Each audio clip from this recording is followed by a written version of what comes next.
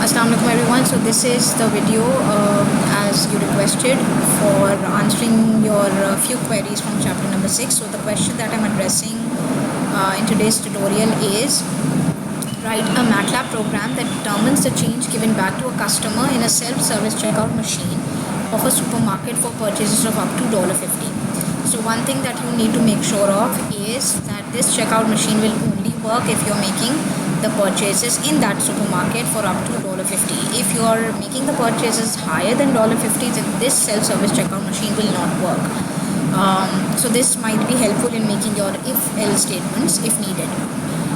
Then the program generates a random number. Now what is a random number? Random number is any number which is random in nature. That means every time you are going to run your answer script, your script file, it is going to give you an entirely different number. It has to be random. And in this case, they have given you the range it should lie between. The question says that random number should lie between 0.01 and 50. सही है? It's not specifically written that it has to be an integer. It can be any decimal number as long as it is lying between 0.01 and 50. And this very number is the number that you have to pay. This is the number as the amount to be paid, right? So you have to pay. This is the purchase you have made of, right? Now let's talk about random number, because this very thing has not been dealt with in the class.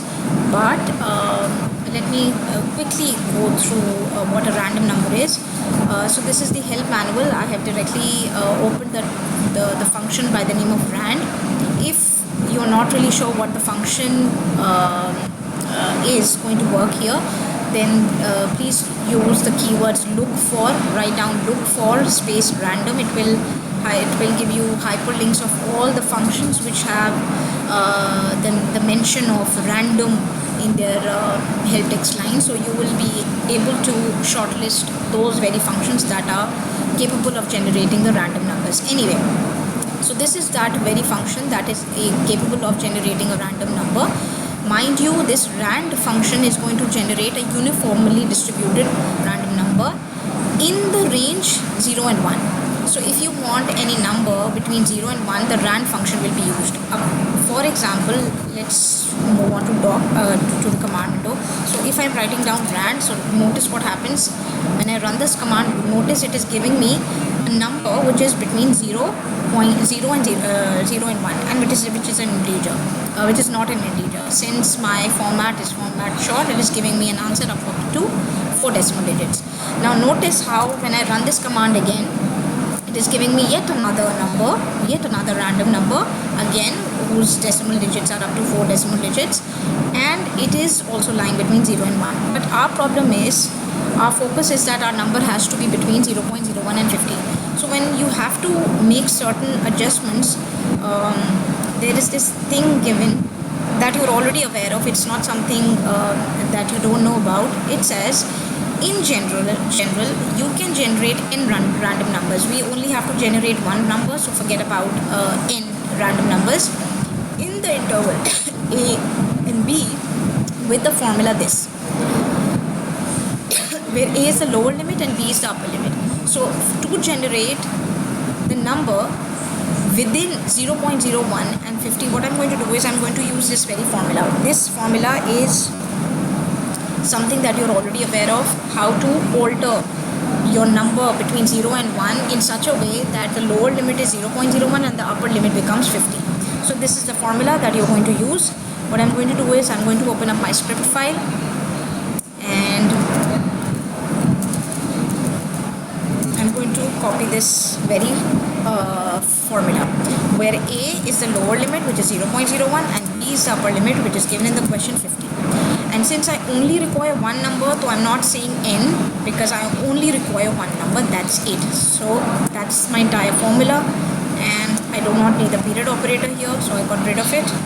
And extra spaces, if you want, you can get rid of these extra spaces. Anyway, I'm trying to copy and paste it on the command window directly to show you the result.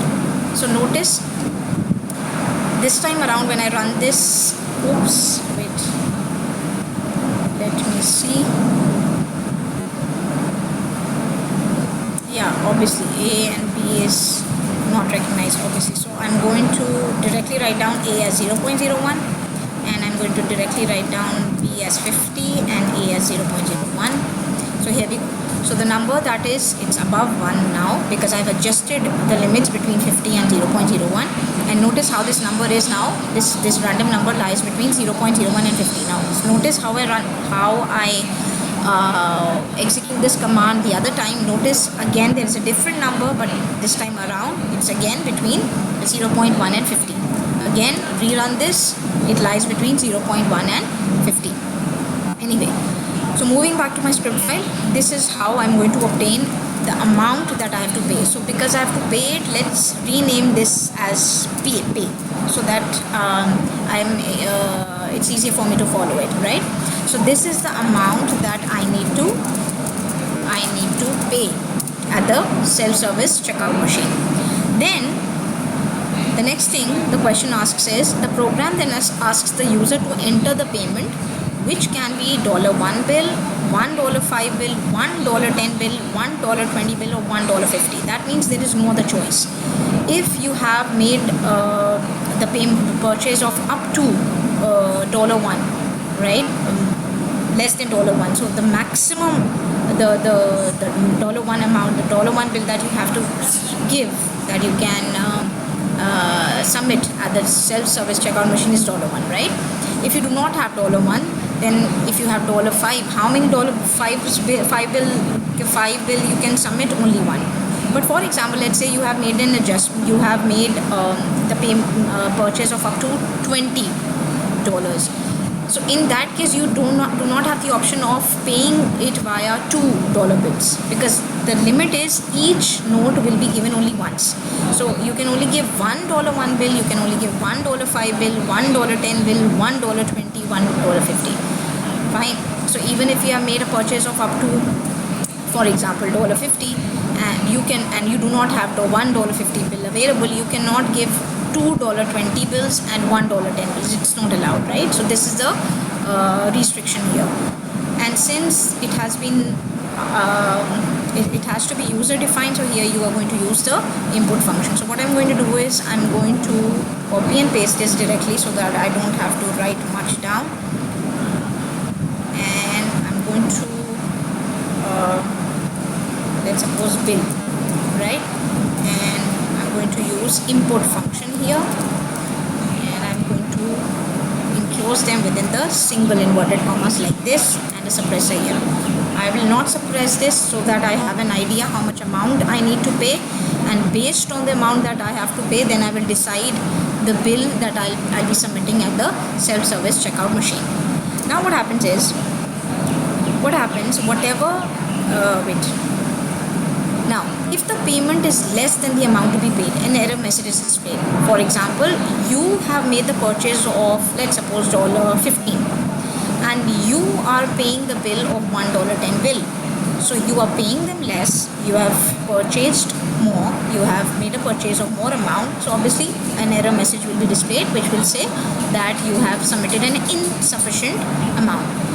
But if the payment is sufficient, then do all these things. So let's try to do the first thing. Since if there is this word, the use of word if, here we are going to conveniently use our if conditional statements. How?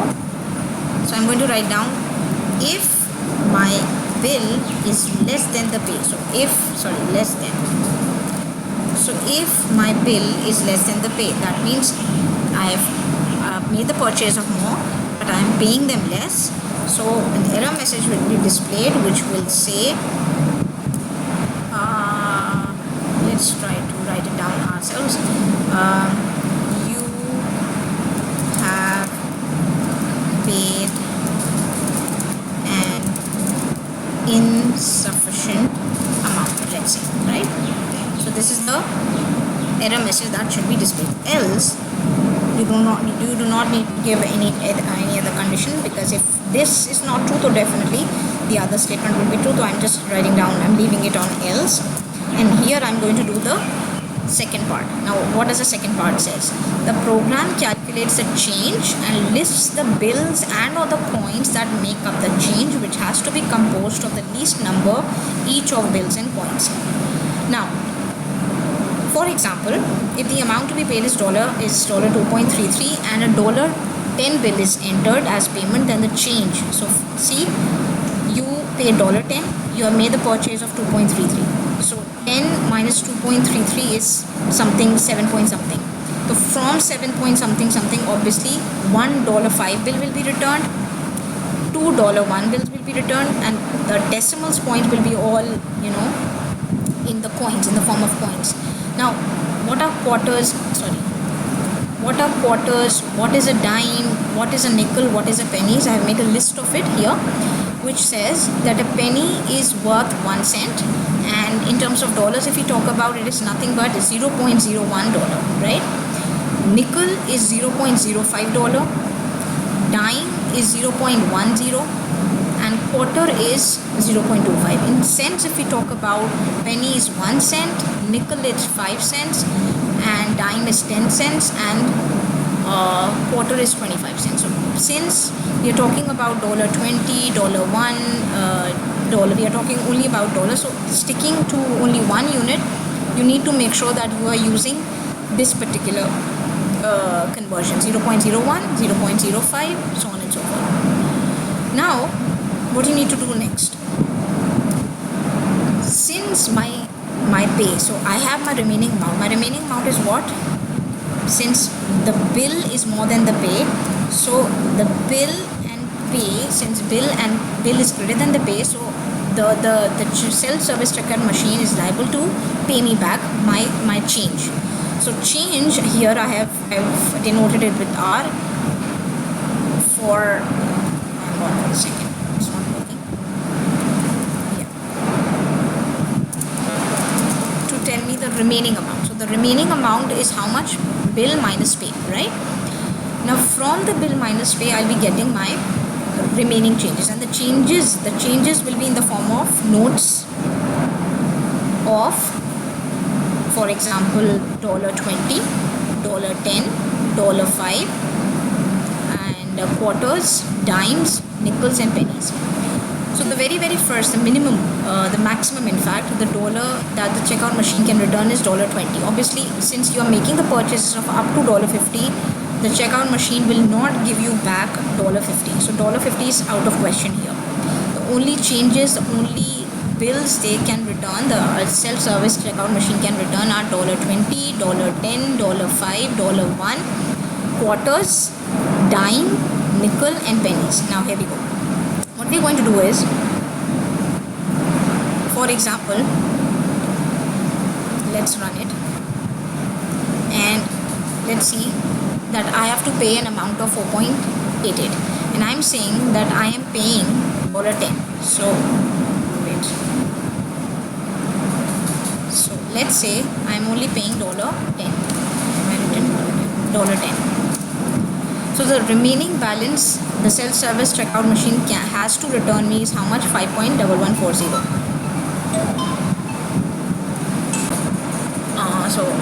Resuming from where we left off, I was talking about this R here, right? So let's first try to run it. So run in advance. For example, the amount that you have to pay is 30. So obviously you're going to the payment that you're going to make will be in terms of $20 bill, $50 bill, depending on how much amount do you have. For example, I pay in terms of in the form of my $20 bill. So from $20, obviously I'll get this much amount, $6.0679 to be precise, back. But obviously, since exact $6.0679 does not exist in the form of a note, so obviously you will get one $5 bill and $1 bill, and against this $0.0679 you will be getting back a certain number of coins.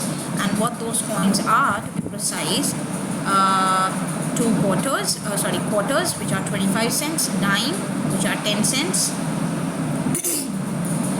nickel 5 cents, and penny 1 cent, so on and so forth. Fine. So what I'm going to do is, in order to help this question better, what I'm going to do is I'm going to take the example of this case that they have given in the form of an example, what they are saying is that the amount that needs to be paid, let's say, is 2.33. So just as an example, you have to keep the number random, but in order to help us understand how does it work, what I'm doing is I'm fixing the two values, which are the amount that I need to pay, the customer is paying, and the amount, the bill that the customer is paying at the checkout machine, which is $20. So in this case, what I'm doing is I'm going back to my script file, and instead of this entire thing right here, which is correct solution, but just to show you the answers and verify them with the example here, I'm going to just make note of, I'm just going to use the same values that have been given in the question in order to help explain better, right? So for example, the amount that you need to pay is 2.33. The bill that you give, the dollar bill that you gave was $10. So obviously you're going to get the amount back, and what that amount is going to be, let's see, the amount that you're going to get back will be 7.67. But since then again, $7.67 does not exist, so what will happen is you will get one $5 bill, two $1 bills, and the 67 cents, like 0.67, will be returned in the form of the coins. So going back, what I'm going to do is I'm going to start off, as in this particular case, I'm going to start off by returning $5 bills. So $5 bills, let's start, will be returned how? So I'm going to divide the remaining balance by 5. So I'm going to show you the value, the exact answer first, and then I'm going to tell you how to extract the $5 bill from it. So see,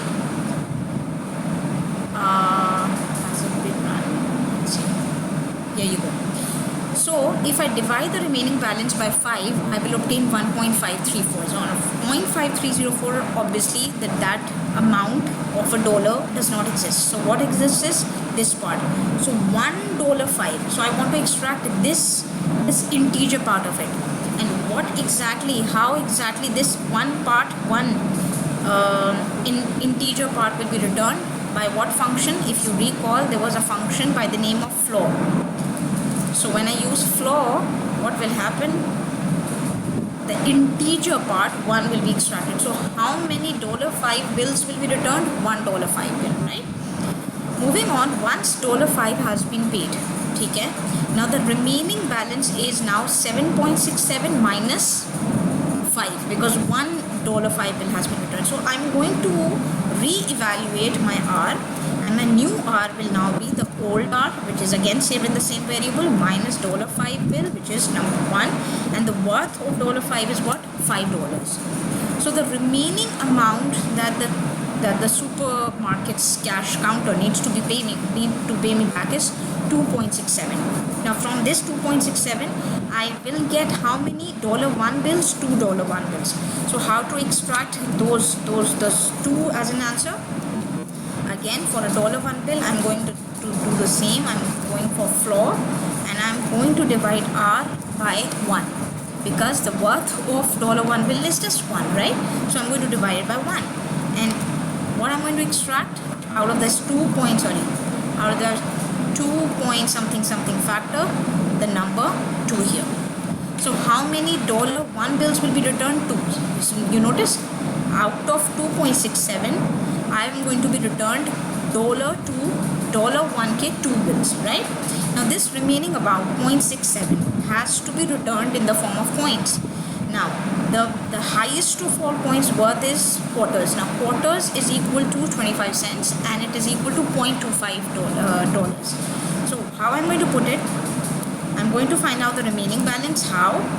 Old balance minus D1 times 1, because D1, how many $1 bill were returned? 2, and the worth of $1 bill, $1 bill is equal to 1. So hence multiply by 1. So out of this, the quarters that I'm going to be returned will be how much? Quarters that I'm going to be returned will be how much? Floor R divided by the worth of 1 quarter is 0.25. So how much? To be precise, I will be getting 2 quarters. So if you see, from 67 cents, from 67 cents, you can easily get 25. So you can get 2 quarters, 25 cents, 25 cents, and hence the number 2. Then the next, after quarters, the next higher coin is dime. Dime is worth 10 cents, which is equal to 0.1. So I'm going to reevaluate the new R. The new R is going to be the old R minus the number of quarters that were returned to me, multiply the worth of each quarters, which is 0.25. So this is the remaining amount which the supermarket has to return to me, which is 0.17. Now from 0.17, see, it's 17 cents. So 17 cents, say I can easily get 10 cents out. So 10 cents matlab 1 dime. So how can I get 1 dime out? Let's see. I will get dime. How? By the remaining balance. The worth of 1 dime is $1, and I'm going to put the function floor on it. I'll easily get, see, I'll easily get 1 dime out of the remaining 17 cents. So from the 17 cents, once dime is out, yani 10 cents are out, so the remaining amount will remain is 7 cents. So how to now reevaluate R? The new R will be the old R minus the number of dimes that you got and the worth of 1 dime, which is $0.1. So this is the remaining amount. Now from this 7 cents, I can easily extract which one? 1 nickel. 1 nickel is worth 5 cents. 5 cents matlab $0.05. So how can I extract nickel out of it? Let's see. Floor, the remaining balance, the worth of each nickel is 0.05. So let's see the result. Check it out. 1 nickel. So I got, from the 5 cents, I got 5, from the 7 cents, sorry, I got 5 cents back, and 5 cents are equivalent to 1 nickel. So I got 1 nickel back. So the remaining, obviously the remaining balance itself will be the penny, so I don't have to put the floor on it. You can, because it's kind of whole number. So what I'm going to do is, the remaining penny is the old remaining balance minus nickel, the number of nickels that you got, multiply by the worth of each nickel, which is 0.05. So check it out. How many pennies? Divide. I'll have to divide, obviously. Division by the worth of each penny is what? 0.01. So that's it. So since this is a whole number, I don't have to put a floor on it. So therefore, how many pennies will I get? 2 pennies. That's it. That's how you're going to answer the first part. So if let me put format compact, and I'm going to show you result in one go. So if you see, you had to pay 2.3. You gave the supermarket $10 bill. The remaining balance that you have to, the remaining change that you'll have to get back will be 7.67. From 7.67, $1 5 bill was returned to you. Then 2.67 remains. From 2.67 to 2.67, $2 1 bills were returned to you. The remaining remained 0.67. From 0.67, 2 quarters were returned to you. The remaining balance 0.17. From 0.17, you will get 1 dime back, which is 10 cents. The remaining balance 0.07. From 0.07, you will get 1 nickel back, which is 5 cents. And after you have gotten back 1 nickel, the only pennies that you are left with will be 2 pennies, the lowest point. That's it. That's one part of that's how we will answer this question in one way. There are other ways as well, and I'm going to make another video for the other method, for the other alternative method. That's it.